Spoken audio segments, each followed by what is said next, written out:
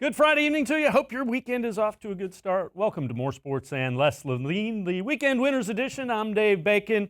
We will be talking Browns. Baseball is back, so Mandy Bell will be joining us as well. We'll talk a little Indians, see if the Indians can get things rolling with just a 60-game schedule.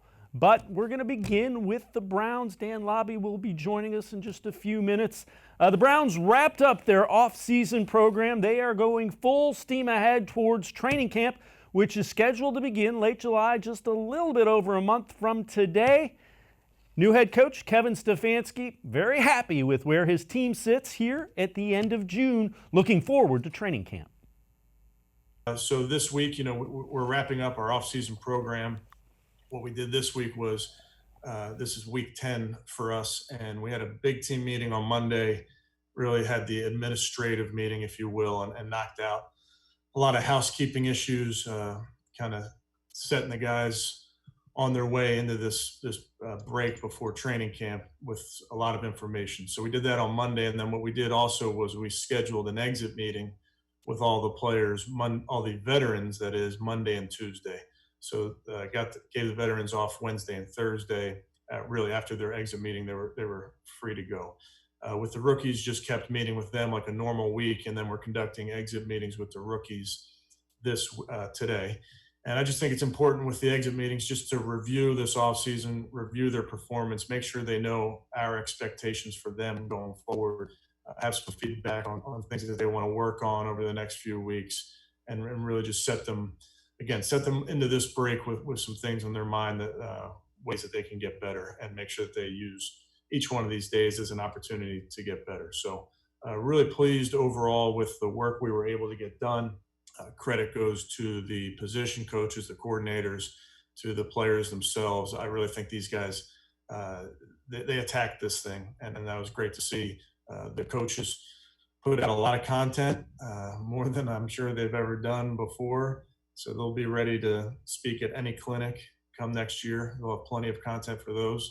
But really, and the players, we required them to do the workouts and send the video of the workouts in, and they did a great job. And just the message of seeing some of our guys lifting in their garage, or seeing a player, I don't know if this is safe, but seeing the player bench press and having a white cooler on either side be his bench rack was pretty cool. From a message standpoint of whatever it takes, these guys are willing to do to put the work in. So credit to our players, but successful off season, and I will take any of your questions. Great. Thanks, Coach. We're going to start with Tom Withers for our first question. Hi, Coach. Hi, everyone. We need to stop meeting like this. Coach, I don't know if you saw this morning that the NFL has postponed the induction ceremonies of the Hall of Fame, canceled the game. We're a month away from you guys welcoming players in. Are you still operating under the assumption that in 4 weeks you're going to have guys in the building? Yeah, Tom, I am operating under that assumption. And I just think for us, all off-season long, we've had a plan, and then we're ready to pivot. So we have a plan for the players to get back up here. We have the vets coming on July 28th, the rookies and the quarterbacks and injured players coming on July 24th. And if we hear differently, we'll pivot, and we'll adjust when we get that information. And it sounds as if there's pretty strong consideration to minimizing the preseason. Like you said, you've had a plan all along. How difficult would that be, Kevin, if you went from 4 preseason games to 2 or less, given the newness of the team, everything else? Yeah, I think if that does happen, we'll be ready. I think obviously you want reps for your players from a learning standpoint. You want reps for players from an evaluation standpoint. But I'm sure that whatever the rules are, they'll be the same for all 32, and we'll deal with it as it comes. Kevin Stefanski talking about how his team is ready. Let's welcome in cleveland.com and Plain Dealer Browns beat reporter Dan Labbe. Dan, as always, we appreciate the time. Know you were on that Skype, Zoom, whatever type of call it was with Coach Stefanski. Biggest takeaway from that, from a guy that has been with the Browns, following the Browns, covering them for a number of years. What was the takeaway from him wrapping up this crazy off-season program? it seems like they handled things pretty well. Obviously there's a lot that we didn't see, and we don't know everything that happened behind the scenes there, but it seemed like he handled this weird offseason really well. And he was able to kind of navigate this team through that 10-week program. They had a plan, they executed it, they had pretty high expectations. I mean, there were some teams, like the Saints, obviously they have that luxury because they've been together. They didn't even have an offseason program, but the Browns took theirs very seriously. They wanted to get some work done, and it really seems like this coaching staff was able to navigate through it and get done what they were needed to get done. There doesn't seem to be any panic with the situation, which is obviously the sign of a good leader. There's nothing where he doesn't seem sure of himself, which might be a little bit strange for a first-time head coach. That's something that kind of stands out with me. I know he hasn't done it before, but he has the look and the feel of a guy who's been there, done that before.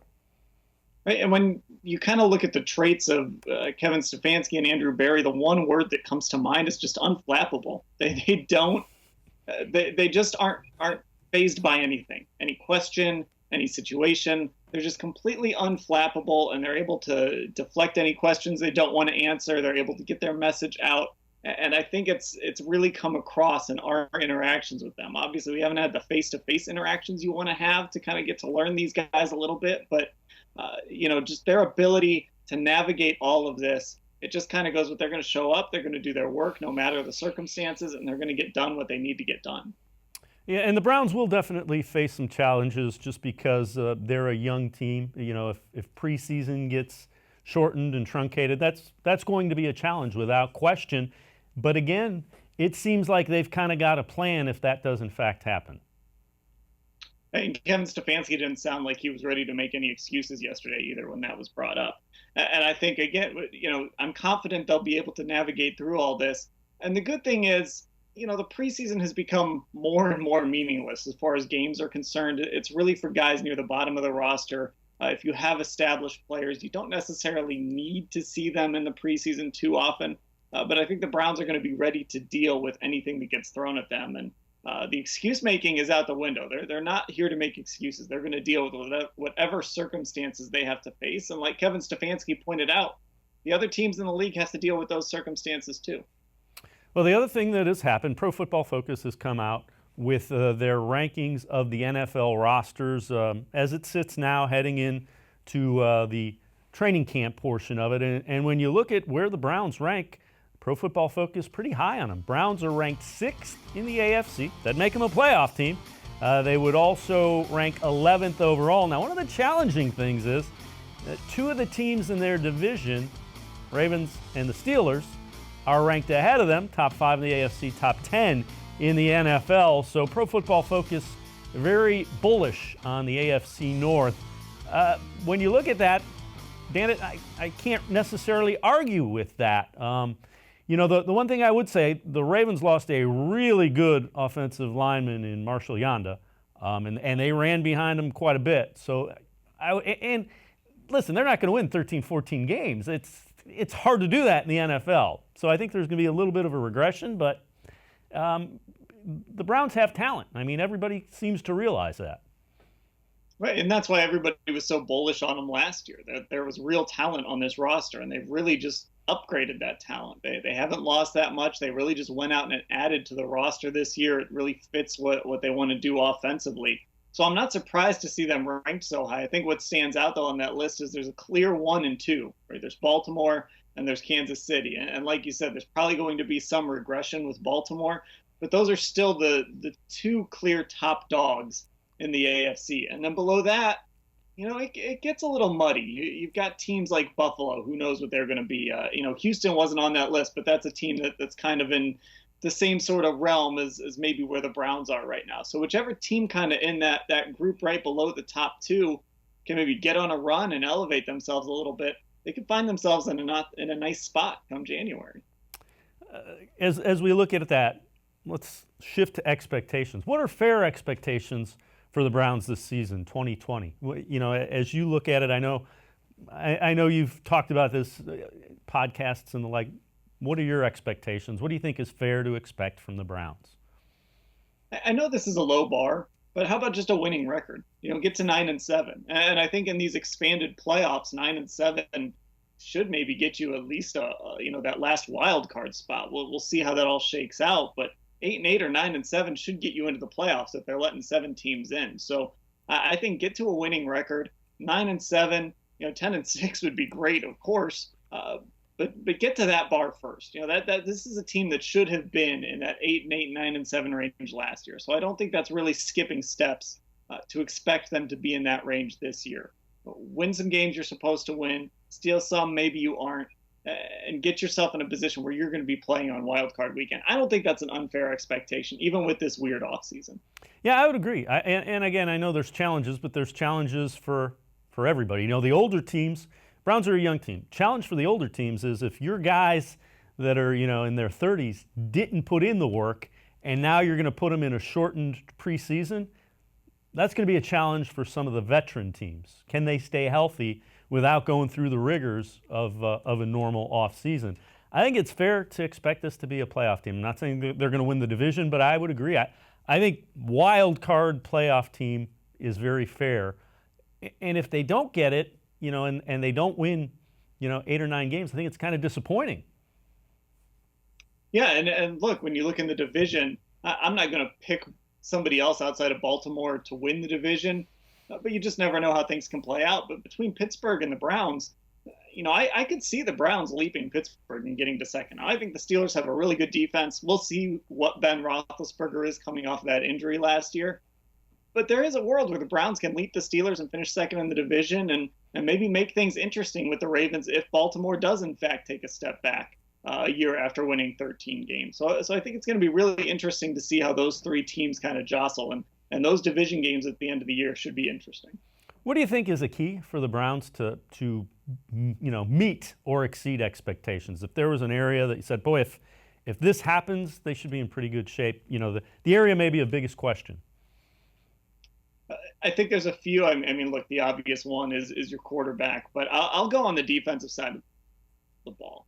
Defense is generally the biggest question mark on this team. And if they're able to generate a pass rush and really get after quarterbacks and force a bunch of turnovers, that's really where things change for this football team. Now you go from being a team that can tread water here and there and get to 8-8 and 9-7. If you have a dominant defense that gets after quarterbacks and causes problems, that's when you start talking, getting to 10 wins, maybe not just getting the last wild card, maybe getting, the 5th seed or something like that. That's when you can really make a jump. Browns beat reporter for cleveland.com and the Plain Dealer, Dan Labbe. We're going to step aside, take a quick time out. On the other side of break, Dan and I will talk a little bit about trade rumors that are swirling around. More sports and less Levine, the Weekend Winners Edition. We'll be right back talking more Browns. Stay with us.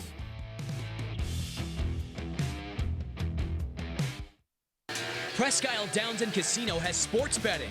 Use one of our 50 state-of-the-art Bet America kiosks to place your bet and watch your favorite games on one of our many HD televisions or visit our sportsbook area. Only at Presque Isle Downs and Casino.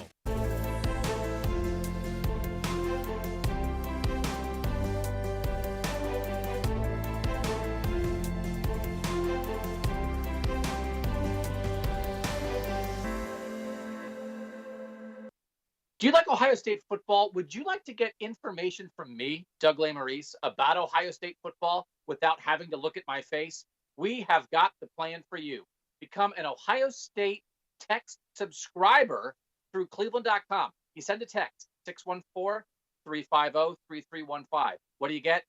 2, 3, 4 texts right in your phone every day about Ohio State football. Inside information, polls, voting, all kinds of things. You can be on our podcast. We take text subscriber questions on our Buckeye Talk podcast every week. If you really want to be involved with Ohio State football, in season or out of season, become an Ohio State text subscriber from cleveland.com. Send a text to 614-350-3315. 14-day free trial. What do you have to lose? $3.99 a month after that. 614-350-3315. I'll see you in your phone. As a kid growing up, my dream was to go to college, play baseball, and get a degree. Coming out of high school, I had 2 choices. I was accepted into a 4-year university, but I decided to come to Tri-C after receiving a scholarship. I got my associate's degree at Tri-C. They transferred all my credits straight into Baldwin-Wallace, so I started at Baldwin-Wallace University as a junior. My name is Tyler Leonard, and I earned my first degree at Tri-C. The Ohio Lottery Partners in Education program recognizes role model students and teachers from across Ohio. Nominations can now be done completely online. To nominate a deserving teacher or student, go to ohiolottery.com. In the About section, find Partners in Education. There you will find links to the nomination forms. Students kindergarten through 12th grade can be academic all-stars. Teachers can be honored as a Teacher of the Month. The Ohio Lottery Partners in Education, where stars shine.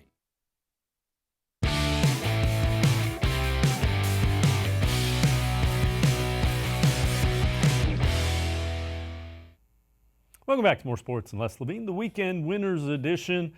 I'm Dave Bacon. We're going to shift gears a little bit, talking Browns, but talking some trade rumors that keep swirling around. How legitimate they are? Well, we'll find out.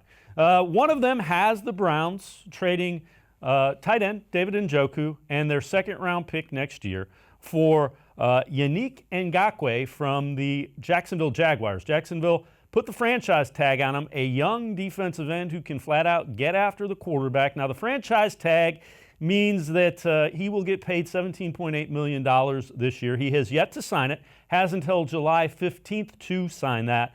But it seems like the Jaguars kind of a little bit in rebuild mode. You hear the guys that they're willing to trade off and maybe tear down that roster a little bit and go after rebuilding a young core group. They may not want to put that much money into a guy like Ngakoue. Let's welcome back in Dan Labbe, Browns beat reporter. Dan, can you see the Browns potentially doing something like that? He certainly would look good opposite Myles Garrett. I mean, he'd be a great addition, and Browns fans might remember him from, I want to say it was 2017 when the Jaguars came in here, and he really just dominated that football game and made life miserable and essentially won a game for the Jaguars with the way he got after the quarterback. Obviously you'd have to pay him if he came in, but if you could get him for the right cost, and I think it was ESPN that was throwing out in their kind of trade ideas column, David Njoku and I think a second-round pick. That would be a great price for a guy like that who can get after the quarterback. He's still young. You bring him in, you pay him, and you kind of have your core pass rushers for a long time. And it fits with what the Browns were thinking as far as free agents goes, because they signed a lot of guys to one-year deals. They still have a lot of cap space. Myles Garrett would eat up some, but Ngakoue would eat up some. But if you had those two, there's maybe some quarterbacks around the league that are kind of looking and going, don't really want to see those orange helmets on Sunday afternoon. Yeah, you'd get that pressure from the outside, pressure from the inside, and that's what they want. They just want pressure, pressure, pressure. Joe Woods comes from San Francisco, where they had a front line that just had four guys that could get after the quarterback. And, they had to trade one away because it started to get a little expensive here this offseason. But when you have four guys along that line that can get to a quarterback, it can make for a lot of long afternoons. And that's the key to defense. Make that quarterback move, make him uncomfortable, and it just changes everything. And he's still young enough that you could see the analytics part of the Browns saying, yeah, this is a guy that's willing to invest, pretty much big money in. Right. A guy that you'd be giving his second contract to. And he's in that age range where if you are going to pay a guy, that's the sort of guy that you want to pay. He was drafted in 2016. Actually, the Browns could have taken him. He was taking a few picks after the Browns took Carl Nassib.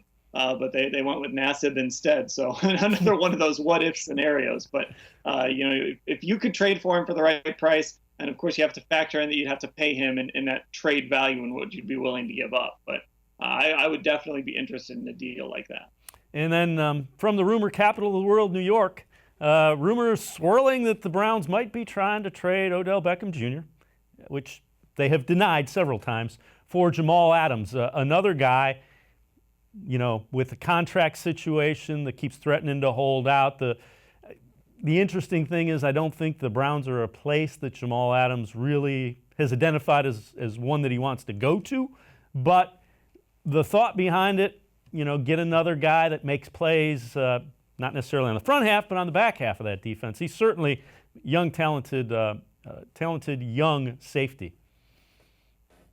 So yeah, and here's a specific trade that I don't know that I would make this one. I really like Jamal Adams. I think he makes that back end of your defense really good. But you also have to look at what you're giving up. And as tough as it was for Odell Beckham last year, he still went over 1,000 yards. And if you take him off this roster, you've got to look at this receiving core and try and figure out, okay, who's your number one guy? You know, Jarvis Landry is a really good receiver. Do you want him to be your number one receiver? He's not really, a speedster. He's not a deep threat. He's a guy that works underneath, kind of works on the edges a little bit. That's where he makes all of his money. You still need a guy like an Odell Beckham who can get down the field, who can make big plays. And if you take him off the roster, for as tough as last year was, you take him off this roster, you don't really have any other receivers on this roster that can do anything close to what he does. Yeah, and there's a reason trade rumors keep, teams keep floating the idea of trading for Odell Beckham. Now, having said that, look at where Kevin Stefanski came from, the Vikings. They had Adam Thielen, they had Stephon Diggs. You get to a point where you've outpriced what you can pay receivers when you want to run the ball and have two tight ends. And there's going to come a time when you have to pay Baker Mayfield and you have to pay Myles Garrett and you have to pay Nick Chubb and you have to pay some of these guys, where those two receivers might just be too expensive for you to afford together. Yeah, eventually this is going to come to a head. You've got $30 million invested in Odell Beckham Jr. and Jarvis Landry, and you can't have that. Like you said, they've got so many big extensions coming up, frankly, more important positions. But I still think for this year especially, in a year when you have to get an evaluation on Baker Mayfield, to take weapons away from him, they invested in this offensive line to try and get a good evaluation on him. I don't think you can take weapons away from him, especially one the caliber of Beckham, if you want to try and get a fair evaluation of what he can do in year 3. Yeah, and again, this is not to say that Odell Beckham is not worth it. It's just when you put the pieces together with how the Browns want to build this and how this offense and defense is going to run and the pieces that you have there, a lot of money for wide receivers that just doesn't add up to the bottom, to the whole of what you can pay. Right. It's roster building. You've got to have 53 guys. You've got to work under a salary cap, and you've got to give up in some positions to pay other positions. The good news for the Browns, though, is outside of Myles Garrett, if they get something done with him this summer, they still have a little bit of time before they've really got to start paying guys. So they can get away for now with paying those two receivers big-time money. But eventually they're going to have to make some decisions, and it could be decisions they have to make next offseason. And the good news is, you're making decisions because you have talent on the roster. That's something that this franchise, quite frankly, that's a good problem to have. Haven't had that in a while. Yeah, Myles Garrett was, I believe, their first homegrown fifth-year option they picked up since Phil Taylor. So it had been a while. They picked up Demarius Randall's after they traded for him. But Garrett was the first homegrown guy. So it just tells you they haven't had a lot of talent, especially if they picked high in the draft. They felt like keeping around. We're going to step aside, take a quick time out. Dan Labbe, the Browns beat reporter here on cleveland.com, as well as the Plain Dealer. Dan talked about roster building. We're going to look at an area that the Browns might be concerned about as far as the roster goes. More sports and less Levine, the Weekend Winners Edition. We'll be right back. Stay with us.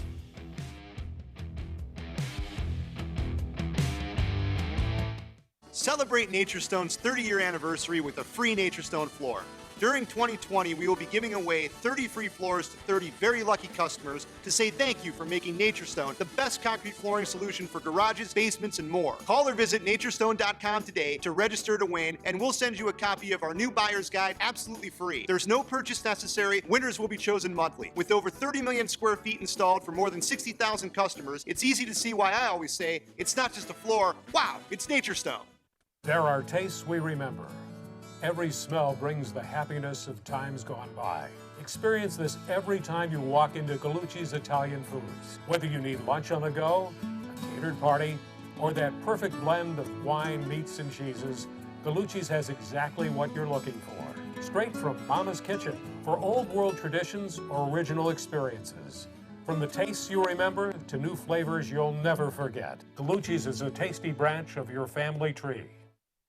When it comes to selling you a mattress, most retailers are handing you a long line of extra steps that drive up costs and create confusion. At the Original Mattress Factory, we simplify the mattress shopping experience by building mattresses and box springs in our own local factories and selling them direct to you. It's short, sweet, and simply makes sense. So experience more than just a mattress store.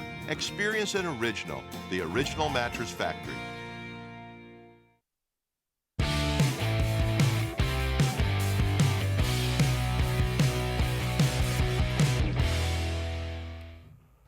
Welcome back. We continue talking Browns here on More Sports and Less Levine, the weekend winners edition. Dan Labbe, Browns beat reporter, will be rejoining us just a minute.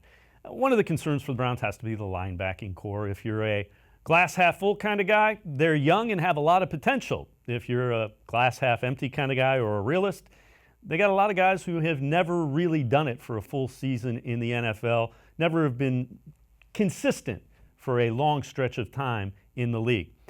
New linebacker coach Jason Tarver thinks he has the guys in that room that can get it done on the field. We do, and we have a different, with B.J. Goodson in the room, who's played at a pretty high level in the NFL and started football games for a couple different teams. We got a good mix of body types as well, and they all can run and shed and light contact. So those are some of the things that we talk about becoming our identity when we get to play. Thanks, Coach. Welcome. Hey, thanks, Mary Kay. We're going to go to Scott Petrick. Scott. Hey, Coach.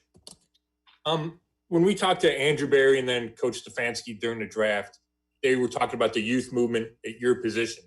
So I'm curious, taking over you're going to a new team and taking that over.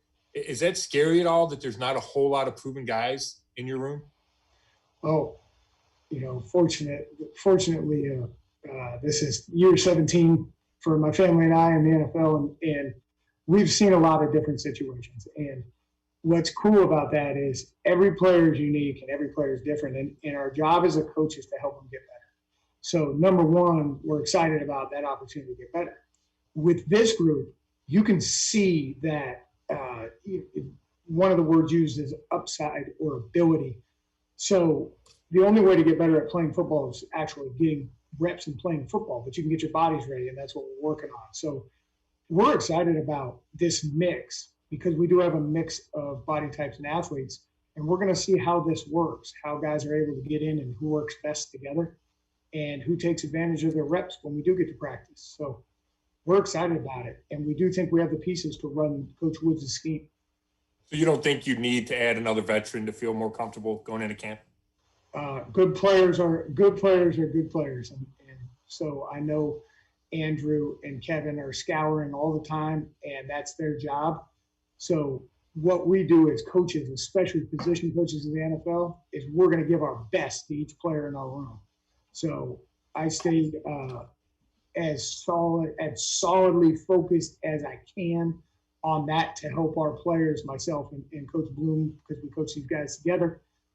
We focus on that. We're going to give the guys that are in our room our very best because we can't control those other things.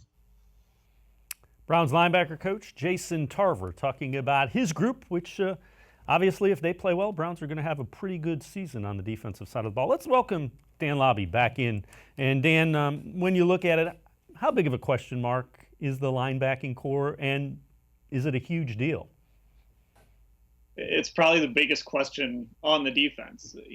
The only guy we've really seen play is Mack Wilson. B.J. Goodson has gotten some opportunities, but it's not like he comes here with some big numbers or anything like that. Mack Wilson is the guy who we've seen the most, and we don't really quite know what he is yet. And you're relying on maybe Sione Takitaki.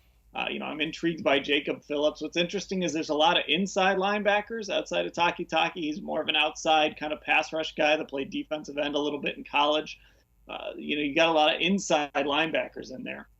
I don't think this front office necessarily values a linebacker at a real high level, but I do still think it's an important position, and they do need to find the right mix of guys in there, especially because that's the position that calls your defense. Somebody out there is going to have that green sticker, and they're going to call the defense, and that was an area where Joe Schobert was really valuable. He was sort of the quarterback of that group. Can Mack Wilson do that? Can B.J. Goodson do that? Could Jacob Phillips do that as a rookie? Those are the questions they've got to get answered. You touched on it a little bit. Has the NFL kind of made the linebacker the running back on the defensive side of the ball, where if you have a really good one, okay, but if not, you kind of work around it. You work around it because you have people in front of them, you have people in back of them usually. It's one of those weird positions, and I think it depends who you talk to. Interestingly, I think we've seen teams in the division really kind of value linebackers. Pittsburgh has always valued linebackers and gone out and drafted well at linebacker. Baltimore, they drafted a few linebackers and added some guys this offseason. So it just sort of depends team to team what you look at. But yeah, the real value in defense, the guys you're really going to pay a lot of money to are going to be pass rushers and guys that can cover. So cornerbacks and pass rushers make the really big money. Like you said, if you have a really great linebacker, Luke Kuechly or someone like that, yeah, you're going to pay that guy.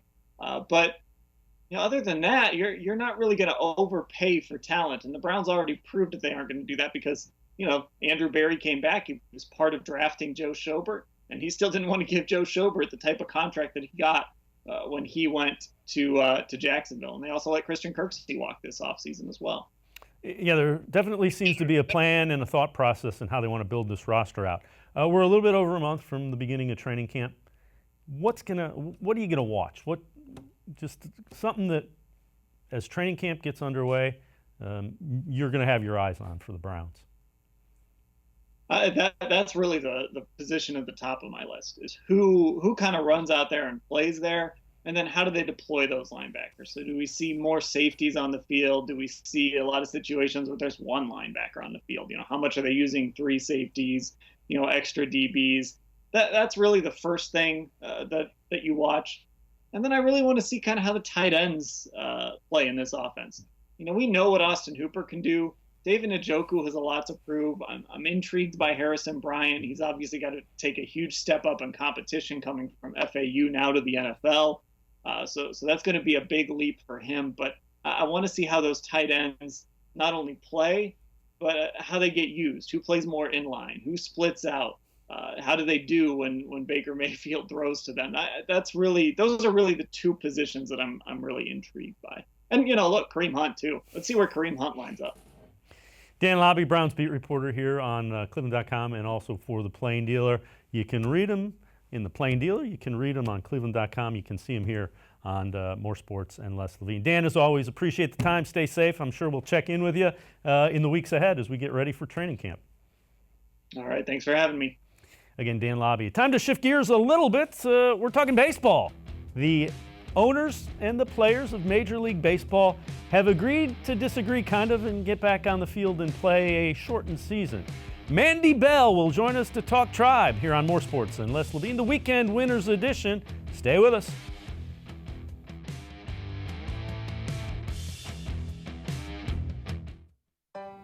As a kid growing up, my dream was to go to college, play baseball, and get a degree.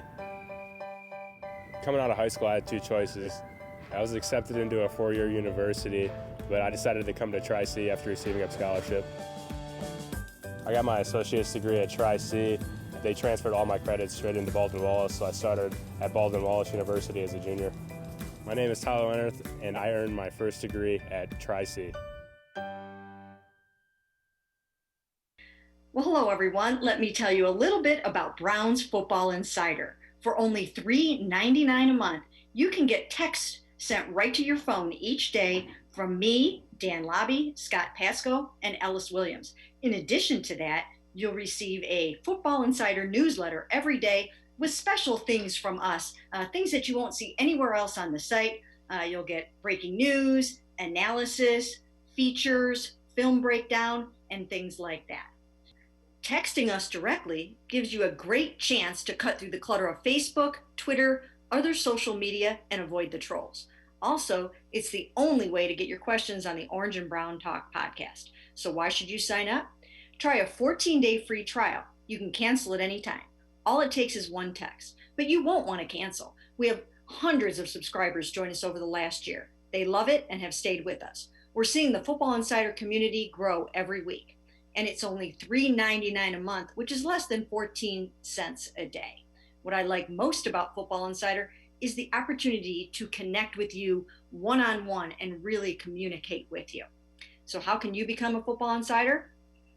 You can click on cleveland.com/Browns, the blue banner at the top of the page. Or easier yet, text me at 216-208-3965.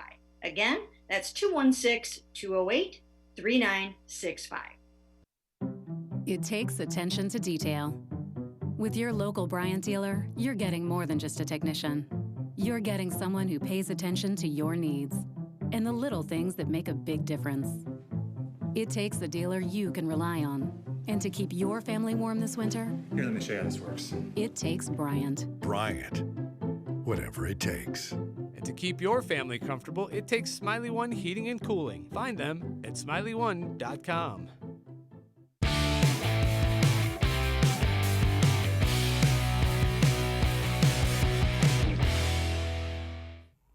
Welcome back to More Sports and Less Levine, the Weekend Winners Edition. I'm Dave Bacon. Time to shift gears a little bit. We will have baseball, Major League Baseball this year. And let's welcome in Indians beat reporter for MLB.com, Mandy Bell. Mandy, as always, we appreciate the time. How glad are you can finally talk about baseball as opposed to, hey, is there going to be a season this year? Man, I don't even know if I can put it into words. I'm so excited right now. I've been waiting for this moment for so long. I think everybody else has too. So it's been a long wait and a lot of nerve-wracking Twitter following, just waiting to see when news would break. So very relieved that we've finally reached this moment. We can get excited about baseball next week. Before we get into the Indians starting nine, as you kind of view them, there'll be some position battles going on. Do you think baseball missed an opportunity? If they could have come to this agreement and been starting, early July, they'd had 3 weeks where they would have controlled every sports fan's attention by playing games that count. Yeah, I don't know. It's tough to know. I mean, if you look at it, it seems like it could have, but it's hard to know when we didn't go through it and if that would have actually been the case. I know there's frustration, and there was frustration on both sides that a deal couldn't have been reached sooner. But I just think that everyone now has at least reached the point where, okay, we're just relieved that we got here, and no one's really looking back at the fact that we've missed a few weeks. So I think everyone's just happy that we've at least reached this point. All right, time to start talking about the baseball stuff. As you look at it, what do you think the Indians lineup looks like, and some of the things as we go through this, some of the things that you think will be key? Well, I think the first thing will just be the outfield and just how they're going to have to navigate having 10 guys on their 40-man right now, where everyone's going to end up going. You have Oscar Mercado, who seems to be the lock. He's going to probably be in center. I know that they can shift him around, but he's going to be the lock who locks up at least one of the 3 spots. Franmil Reyes and Domingo Santana will have to see who's going to be in the left field and who's going to take over DH. I think towards the end of spring training, it seemed like Franmil was probably going to be the one in the outfield, but after, I guess, what we're calling summer camp now, it's going to be something that's back up for grabs, I think, between the two of them, who goes where. And then you have Tyler Naquin, who's coming back from his ACL tear, assuming that he gets the green light from his doctor down in Houston to be fully resuming all baseball activities. I think he's going to be a favorite to get back out in right field after the year that he had last year. And then, of course, Jordan Lupo, he wants to prove that he can do more than just hit lefties like he did last season. And I think it'll come down to the two of them in right field. But you still have Delino DeShields, you have Jake Bowers, you have Greg Allen, Bradley Zimmer, and then, of course, Daniel Johnson, who's up and coming. So they're going to have their hands full in the outfield. Is there a guy that you think could sneak in and maybe surprise somebody, maybe a young guy to keep an eye on, keep an ear out for, that could make a contribution to that, order, that lineup? I think Daniel Johnson's an interesting one to keep an eye on. I don't know if he's going to be someone who cracks it right away. I don't know if it's going to be something that he can do, but especially because there's going to be 10 guys that he's competing with. I think one, maybe not the lineup, but maybe in the bullpen. I think a young guy to keep an eye on would be Cam Hill. I think he's somebody who could at some point sneak in there and make an impact. He's somebody who really, really impressed his coaching staff, his teammates. I know Mike Clevenger just can't say enough good things about him. during spring training. I think he's somebody that could really, really come in and make an impact, especially after you lose someone like Emmanuel Clase because of his suspension. And I think it's a bullpen that needs a little bit of help. And I think that he's somebody that could sneak in there, maybe that is a little more under the radar than some of their other guys. Here's a question about Francisco Lindor. Does all the uncertainty with the economics of that maybe make it more likely that, the Indians can find a way to keep him? Because nobody knows what the economic reality of baseball is going to be in 2021. Heck, we don't know what it's going to be next year. Is that something that makes Chris Antonetti and the Indians front office's decision that much more difficult? Because you got to be able to play chess, figuring out what the economic landscape. That's why we're not playing baseball. They couldn't figure out the economic landscape. Yeah, absolutely. I think this is going to make it a little bit harder. And it's not even just harder in the offseason or whatever. I think it's going to be hard right now just because they're going to go into the new trade deadline, which is August 31st, and they're only going to have about 35 games to evaluate where they're going to be in the standings, to evaluate where they could end up being by the end of the year. Would it be beneficial to keep Lindor? To try to make a postseason run this year, because you just don't know what can happen in such a short amount of time.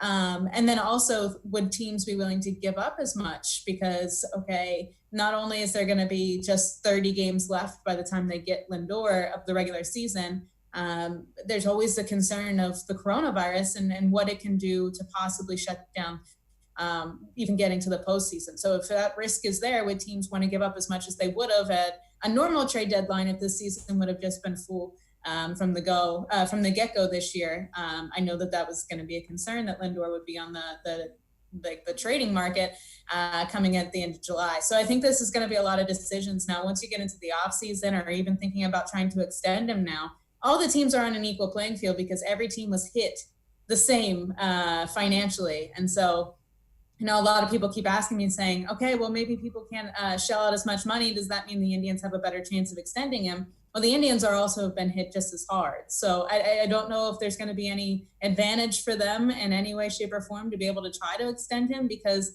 they're going to have to be taking the same type of pay cut of what they can afford and what they can't afford as every other team. So I don't know. Free agents are going to be hitting a rough time right now, and definitely not seeing the types of contracts that we've seen over the last 2 or 3 years. All right, shift gears again. Let's take a look at the starting pitching. The Indians do have some depth. As you look at it, though, there's some young guys as well.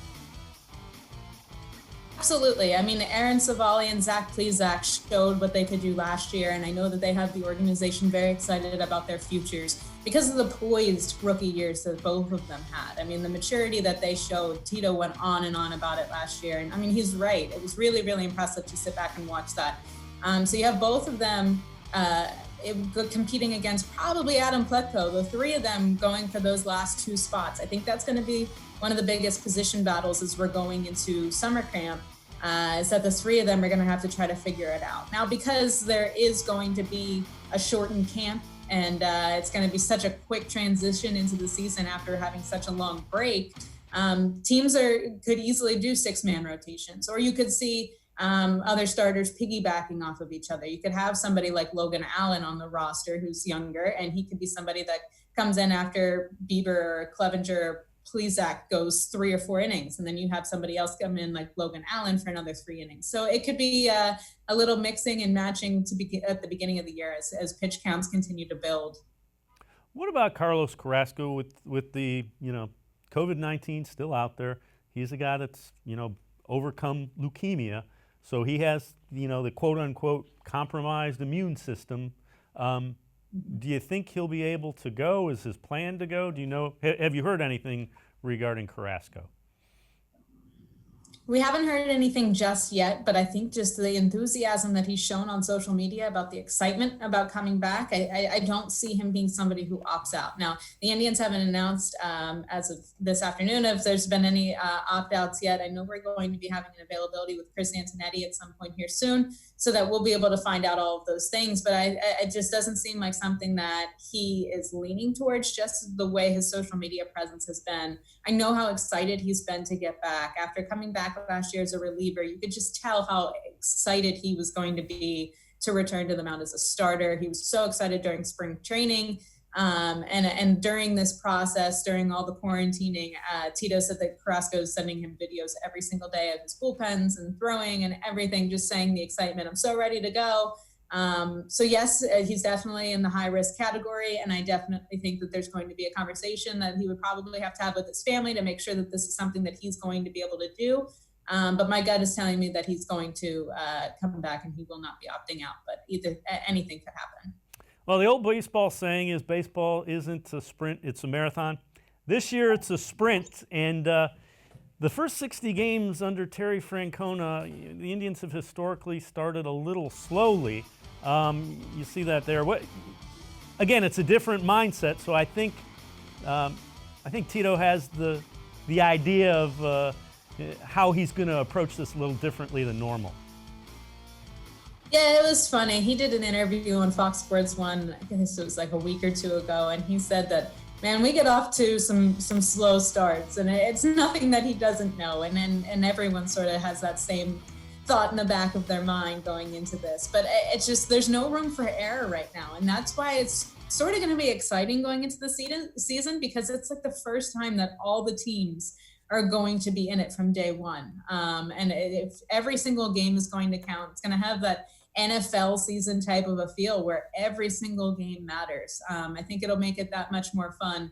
And I think that we're going to find out real quickly if it's the Indians get off to slow starts or they don't like playing in the cold weather of Cleveland in March and April. So maybe it'll help them to start in July when you don't have to deal with any of the bad weather conditions. Last thing I'll ask you before I let you go. They haven't agreed to expanded playoffs just yet, but that is something that they could still do. They could agree, and there's some financial incentives for both sides to do that. So do you think that's a possibility? Do you think that might happen, expanded playoffs this year?